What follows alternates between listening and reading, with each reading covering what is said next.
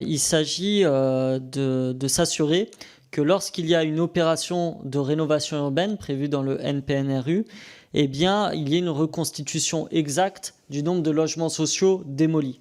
Parce que ce n'est pas le cas aujourd'hui. On estime en effet que sur beaucoup d'opérations, et d'ailleurs elles sont promues pour ça, en fait on va remplacer du logement social par de l'accession à la propriété notamment. Or ce qui se passe, c'est qu'il y a beaucoup de ménages qui en fait n'ont pas les moyens de retrouver un logement dans le parc privé, que ce soit au niveau du loyer ou au niveau de la typologie. Et nous souhaiterions aussi du coup qu'il y ait le même nombre de logements sociaux PLAI qui soient reconstruits que ceux démolis. Là-dessus, je vous invite d'ailleurs à aller voir un film toutes et tous qui s'appelle Bâtiment B, qui est du réalisateur Lajli, qui avait eu la Palme d'Or pour Les Misérables.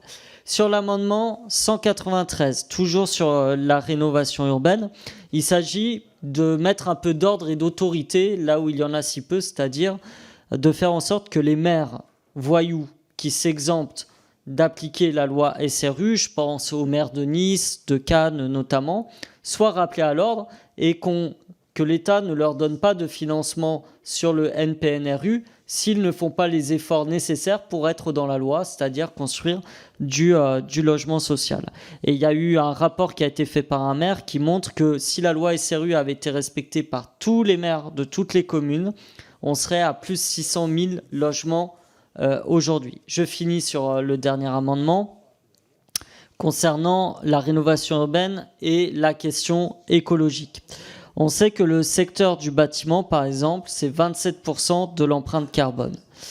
1 mètre carré de bâtiment démoli, on estime que c'est 300 kg de tonnes CO2. 1 mètre carré de bâtiment construit, 1,5 tonnes de CO2.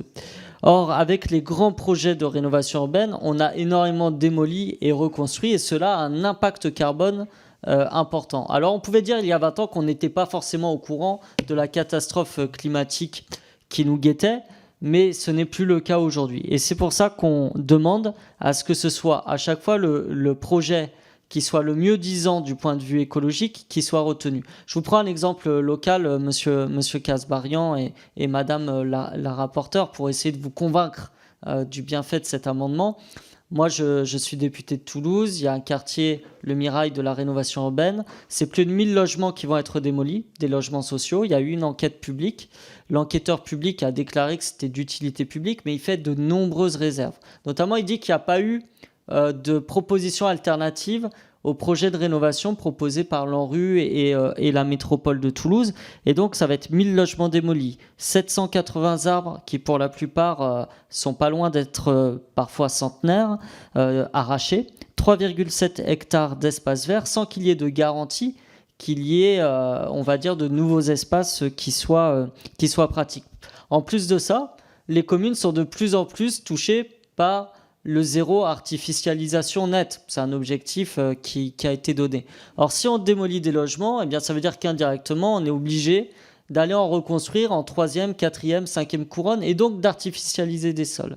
Donc il y a toute une logique de la rénovation urbaine à revoir à l'aune de la transition écologique et c'est l'objet de cet amendement justement.